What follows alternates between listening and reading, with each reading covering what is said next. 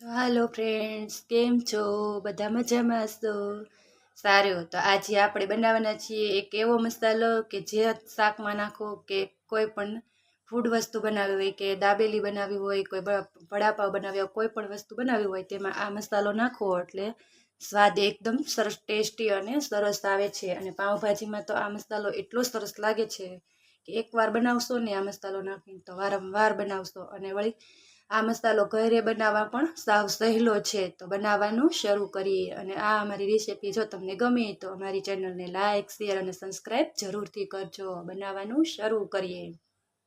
Hello friends, તમારું સ્વાગત છે અમારા કિચનમાં. આજે આપણે બનાવવાના છીએ બધાને ભાવે ને એવો એક મસાલો જે બધાને ખાવામાં ચાર ચાંદ લાગી જાય અને જેમાં નાખો તેમાં 100 ગણો ટેસ્ટ વધી જાય એવો આપણે પાવભાજીનો મસાલો બનાવવાના છીએ. આ મસાલો એક એવો બને છે કે જ્યારે આપણે પાવભાજી બનાવીને નાખીએ ને તો તેનો ટેસ્ટ એકદમ સરસ જ આવે છે, 100% ગેરંટી સાથે. તો આવી રીતે એકવાર આપણે પાવભાજીનો મસાલો બનાવીને જરૂરથી યુઝ કરજો અને કોમેન્ટમાં જણાવજો કે તમને આ મસાલાની રેસીપી અમારી કેવી લાગી. અને જો તમને આ મારો વિડીયો ગમે તો આ મારી ચેનલને લાઇક, શેર અને સબસ્ક્રાઈબ જરૂરથી કરજો. તો બનાવવાનું શરૂ કરીએ. તો તેના માટે આપણે આ 2 થી 3 નંગ આપણે મરચાં લઈ લીધા છે, લાલ મરચાં.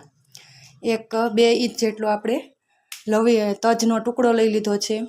અને અડધી ચમચી આપણે મેથીના દાણા લઈ લીધા છે. અડધી ચમચી આપણે તીખા લઈ લીધા છે. અડધી ચમચી આપણે વરિયાળી લઈ લીધી છે. અને 1 ચમચી આપણે ધાણા લઈ લીધા છે. 1 ચમચી ધાણાની સામે આપણે અડધી ચમચી વરિયાળી અને અડધી ચમચી જીરું લેવાનું. અડધી ચમચી આપણે મરી લેવાની, આખા મરી કાળા. અને મેથીના બીજ લેવાના અડધી ચમચી. અને 2 ઇંચ જેટલો તજનો ટુકડો લઈ લેવાનો. અને 2 નંગ આપણે લાલ મરચાં લઈ લેવાના. અને 2 તમાલપત્ર લઈ લીધા છે. અને 2 નંગ આપણે એલચી લઈ લીધી છે. જે એલચી તમારી પાસે હોય ને તે એલચી લઈ લેવાની. અને 4 થી 5 નંગ આપણે તો આ લવિંગ લઈ લીધા છે. તો આપણે આ બધી વસ્તુ પરફેક્ટ મેજરમેન્ટના માપ પ્રમાણે જ લીધું છે. તો આપણે હવે અને છેલ્લે આપણે જ્યારે પાવડર અને હળદર પાવડર, લાલ મરચું પાવડર અને કસૂરી મેથી, અડધી ચમચી આપણે હળદર પાવડર નાખીશું. અડધી ચમચી આપણે લાલ મરચું પાવડર નાખીશું, જે કાશ્મીરી મરચું કહીએ છીએ ને તે. અડધી ચમચી આપણે સૂંઠ નાખીશું. જો તમારી પાસે બનાવેલી સૂંઠ હોય તો તેનો જ યુઝ કરવાનો, ન હોય ને તો આવી રીતે પેકિંગ લઈ લેવાનું. એમાં સૂંઠનો પાવડર આવે જ છે કરિયાણાની દુકાનમાં. અને કસૂરી મેથી પણ આવી રીતના તૈયાર મળે છે. અને જો તમારી પાસે હોય તો તેને જ યુઝ કરવાનો. તો આપણે અડધી ચમચી આપણે કસૂરી મેથી નાખવાના છીએ. આ બધી વસ્તુ આપણે પછીથી ભેરવવાના છીએ. પહેલાં આપણે આને શેકી લઈશું. આ બધી વસ્તુ આપણે ધીમા તાપે એકદમ શેકી લઈશું. તો આપણે એક ગેસ ઉપર લોઢી મૂકીને તેને બધું એક બાઉલ મૂકીને બધું શેકી લઈશું. તો આપણા મસાલા બધા લઈ લીધા છે. અને આપણું બાઉલ પણ ગરમ થઈ ગયું છે. તો આપણે તેમાં સૌથી પહેલાં ધાણા ઉમેરશું, જે આપણે 1 ચમચી લીધા છે ને તે.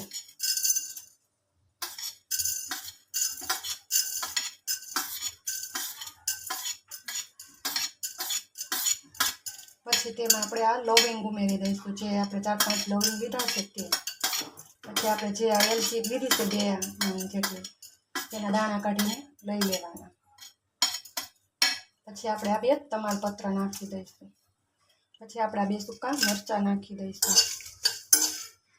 તજ નાખી દઈશું. પછી આપણે આ મેથીના દાણા નાખી દઈશું. અને પછી આપણે આ જીરું નાખી દઈશું, જે આપણે અડધી ચમચી જેટલું લીધું છે. પછી આપણે આ મરી નાખવાના છે અડધી ચમચી જેટલા.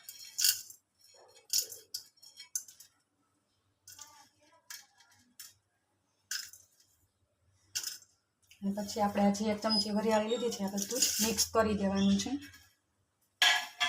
હવે આપણે તેને ધીમા તાપે એકદમ ગોલ્ડન થાય ત્યાં સુધી શેકી લેવાનું છે બધું જ.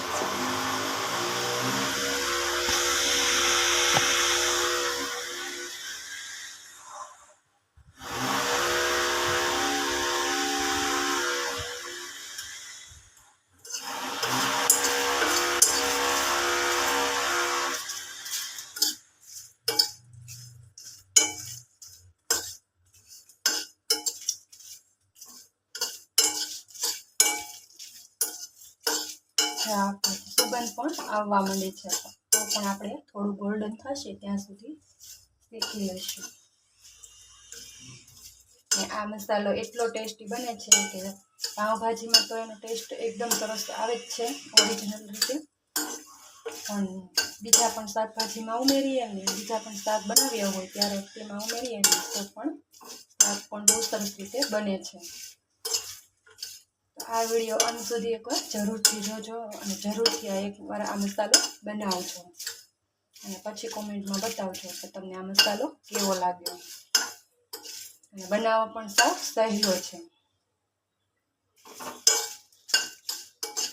આ મસાલો નાખશો અને પછી જો શાક બનાવીને ખાશો ને તો તમારો શાકનો સ્વાદ પણ એકદમ સરસ આવશે.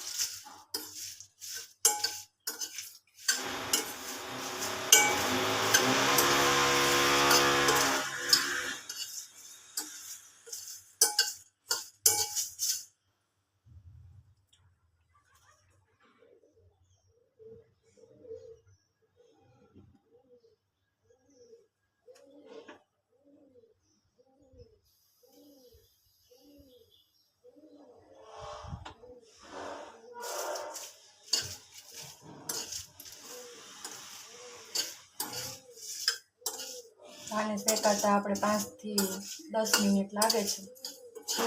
જો ધીમા તાપે શેકશો તો 5 થી 10 મિનિટ લાગશે અને મીડિયમ તાપે શેકશો તો 5 મિનિટ જ લાગશે. એકદમ બળી ન જાય ને એનું ખાસ ધ્યાન રાખવાનું.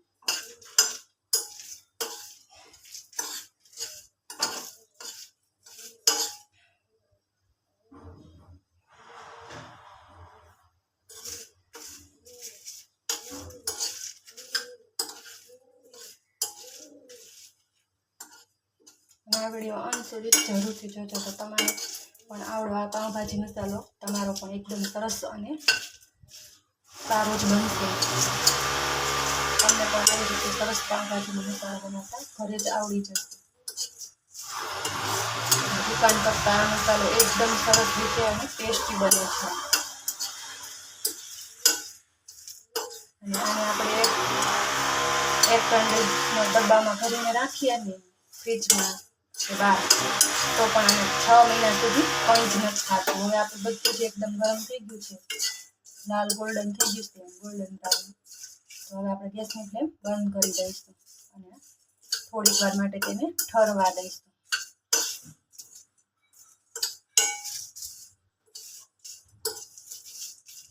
તો આપણું બધું એકદમ ઠરી જાય ત્યાં સુધી આપણે એક મિક્સરનો જાર લઈ લઈશું. તો આપણે એક મિક્સર લઈ લીધું છે, મિક્સરનું જાર લઈ લીધું છે અને હવે આપણા જે આ મસાલા આપણે જે એકદમ શેકી લીધા હતા તે એકદમ જો અસલ રોસ્ટ થઈ ગયા છે, શેકાઈ ગયા છે, તો હવે તે પણ ઠરી ગયા છે. તો હવે તેને આપણે આ જારમાં નાખીને બધું ગ્રાઇન્ડ કરી લઈશું, મિક્સર પાવડર કરી લઈશું.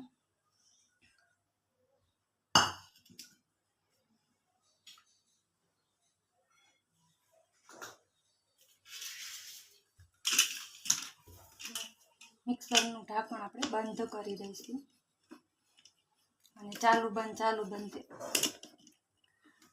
આ રીતે આપણે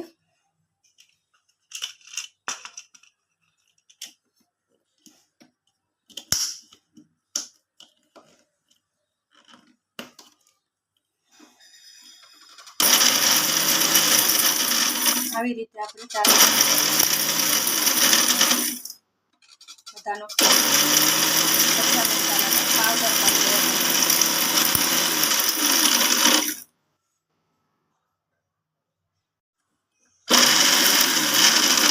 તો હવે આપણે ખોલીને જોઈ લઈશું કે આપણા મસાલા પીસાઈ ગયા છે કે નહીં. તો હજી થોડુંક ઝીણું થોડુંક જાડું લાગે છે તો આપણે 1 થી 2 વખત થોડીક વાર માટે પાછું મિક્સર ચલાવી લઈશું 2 મિનિટ. સુગંધ પણ કેટલી સરસ આવે.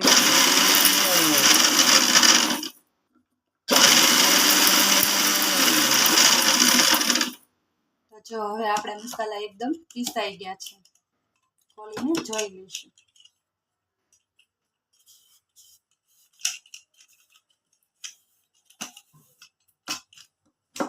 જો પીસાઈ ગયા છે ને એકદમ સરસ રીતે ઝીણું પણ થઈ ગયું છે. તો હવે આપણે તેમાં બાકીની જે 2 3 4 વસ્તુ છે તે પણ આપણે તેમાં ઉમેરી દઈશું. તો હવે તેમાં 1 ચમચી આપણે ગરમ મસાલો પાવડર નાખીશું. અડધી ચમચી આપણે 1 ચમચી આપણે કસૂરી મેથી લેવાની છે.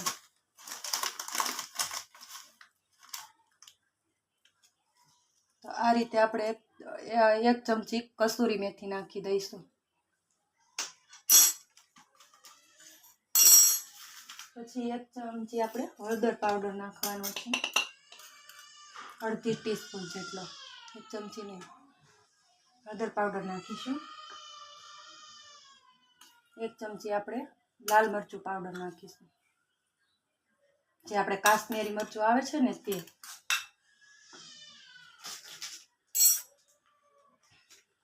અને હવે આપણે સૂંઠ પાવડર નાખીશું.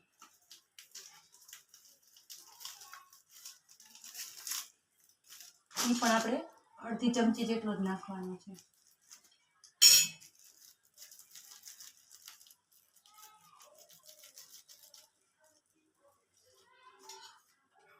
આપણે અડધી ચમચી સૂંઠ પાવડર નાખીશું.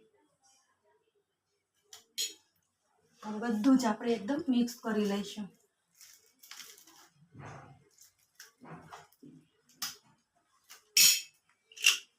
તો આપણે મિક્સ કરવા માટે આપણે 1 થી 2 આટા તેમાં ફેરવી લઈશું એટલે બધું એકદમ સરસ રીતે મિક્સ થઈ જશે.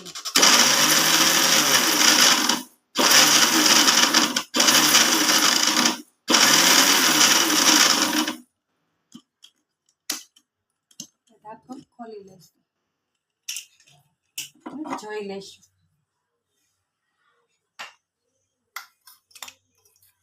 જો આપણા મસાલા એકદમ સરસ રીતે પીસાઈ ગયા છે. તો હવે આપણે તેને 1 ચારણાથી ચાળી લઈશું. તો આ રીતે આપણો જો મસાલો એકદમ ચાળી અને પણ બનીને તૈયાર છે.